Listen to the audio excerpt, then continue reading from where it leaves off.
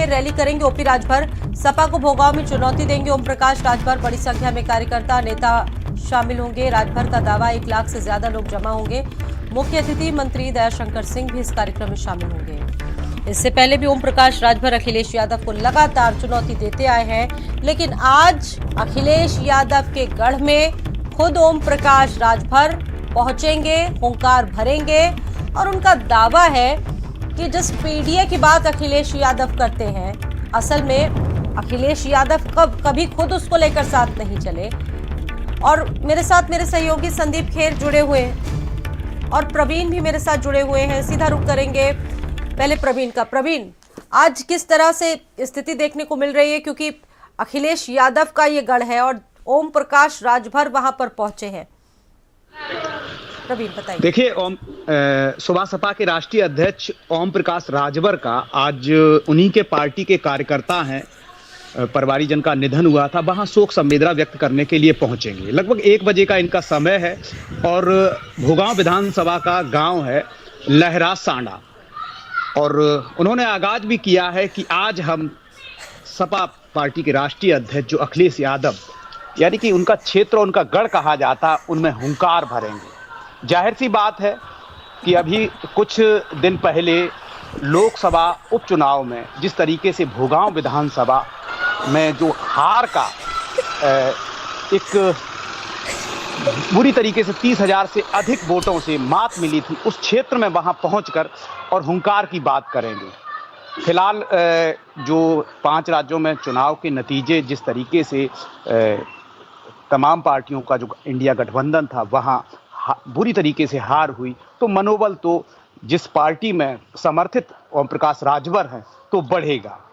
जाहिर सी बात है चुनाव का दौर कुछ समय बाद प्रारंभ हो जाएगा, तो ये जो अपना क्षेत्र में एक अलग सी अपनी पहचान और अखिलेश को पीडीए के मामले में घेरने की कोशिश करेंगे।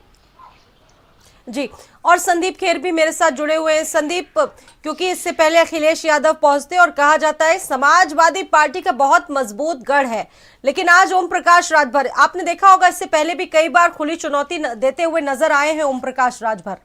आपको लगता है कुछ डेंट पहुंचा पाएंगे समाजवादी पार्टी को ओम प्रकाश राजभर यहां से? देखिए, बिल्कुल स्वाति, हर पार्टी में मुझे लगता है कि जिस तरीके से कुछ इस तरीके के नेता हैं, समाजवादी पार्टी में आपने देखा स्वामी प्रसाद मौर्य फायर ब्रांड नेता के रूप में माने जाते हैं, लेकिन वो समाजवादी पार्टी को ही अंदर अंदर नुकसान पहुंचा रहे हैं। ओम प्रकाश राजभर भी बोलने में जरूर तेज हैं, लेकिन वो भारतीय जनता पार्टी पर टिप्पणी नहीं करते हैं। वो सिर्फ अगर टिप्पणी करते हैं तो विपक्षी चेहरों पर करते हैं, और कभी भी ओम प्रकाश राजभर ने धार्मिक ग्रंथों को लेकर, धार्मिक धरोहर को लेकर कभी भी बयानबाजी नहीं करी है जिस तरीके की स्वामी प्रसाद मौर्य करते हैं।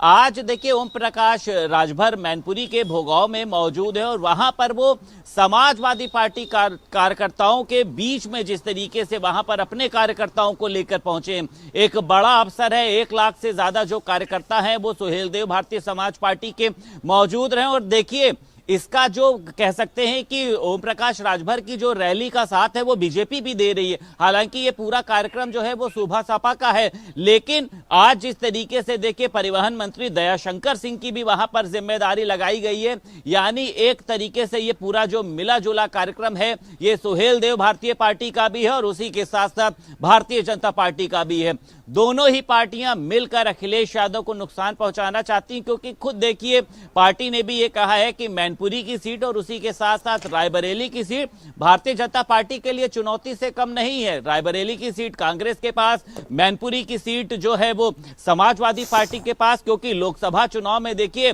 जिस तरीके से भारतीय जनता पार्टी 80 की 80 सीटों को जीतने का दावा कर रही है और उसी दावे में जो तैयारियां हैं वो शुरू हो चुकी हैं। जहां पर नेता जिसको नुकसान पहुंचा सकता है उसको भेजा जा रहा है, और अखिलेश और ओम प्रकाश राजभर और दयाशंकर सिंह की जो जोड़ी है वो सभी को पता है, एक प्रसिद्ध जोड़ी, और दयाशंकर सिंह का बहुत बड़ा रोल रहा है ओम प्रकाश राजभर को एनडीए में शामिल कराने के लिए। एक बड़ी जनसभा आयोजित हो रही है और इस जनसभा में सुहेलदेव भारतीय के तो कार्यकर्ता पहुंच ही रहे हैं, भारतीय जनता पार्टी के कार्यकर्ता भी यहां पर पहुंचेंगे और अखिलेश यादव की नाकामियों ठीक है। को गिनाने का काम संदीप आपका करेंगे। मैं रुख करूंगी, प्रवीण भी मेरे साथ जुड़े हुए हैं। प्रवीण, कितने बजे संबोधित करेंगे ओम प्रकाश राजभर? क्योंकि इससे पहले भी देखा है, जैसा संदीप जिक्र कर रहे हैं, जहां जहां पर भी इस तरीके से कार्यक्रम हुए हैं, कहीं ना कहीं सपा को एक बड़ा नुकसान पहुंचाने की कोशिश हुई है। लेकिन अब जिस तरीके से ये पूरी चीजें देखने को मिल रही हैं, क्योंकि दया शंकर सिंह भी वहां पर मौजूद होंगे, तो किस तरह की स्थिति आगे देखने को मिलेगी? क्योंकि समाजवादी पार्टी का एक मजबूत गढ़ है ये। देखिए, भोगांव विधानसभा क्षेत्र का ये गांव है लहरा सांडा। यहाँ पर इन्हीं के एक परिवार के सदस्य की बात करें या कार्यकर्ता की बात करें तो इनके परिवारीजन का एक निधन हो गया है, वहां शोक संवेदना व्यक्त करने के लिए पहुंच रहे हैं। हालांकि उस एक जन संबोधन की भी बात सामने आई है और सपा के गढ़ में हुंकार भरेंगे, ये जताने की कोशिश करेंगे कि पीडीए के नाम पर सिर्फ समाजवादी पार्टी धोखा की राजनीति कर रही है। फिलहाल जिस पार्टी के सहयोग में ये ओम प्रकाश राजभर हैं, उसमें ये साफ देखने को अभी 2 दिन पहले जब चुनाव परिणाम 5 राज्यों के निकल के आए हैं, जिसमें इंडिया गठबंधन की बुरी तरीके से हार हुई है और उसमें तमाम लोगों का मनोबल गिरा है और जिस पार्टी भाजपा की जिस तरीके से लहर चली है, उसका असर मैनपुरी में कोशिश की जाएगी कि घेराबंदी की जाएगी। लेकिन मैनपुरी के लिए सपा की गढ़ में सेंध लगाना इतना आसान नहीं होगा, क्योंकि ये वही विधानसभा भोगांव क्षेत्र है जहां कुछ दिन पहले लोकसभा उपचुनाव हुआ था, जहां 30,000 वोटों से बीजेपी के जो कैंडिडेट था उसको कम मत मिला था। तो तमाम ऐसी कोशिशें हैं, पहले भी राजभर ने यहाँ पर हुंकार भरी थी लेकिन नाकामी मिली। कुछ दिन पहले जब धन्यवाद जानकारी देने के लिए संदीप, आपका भी, और प्रवीण आपका भी बहुत धन्यवाद जानकारी देने के लिए।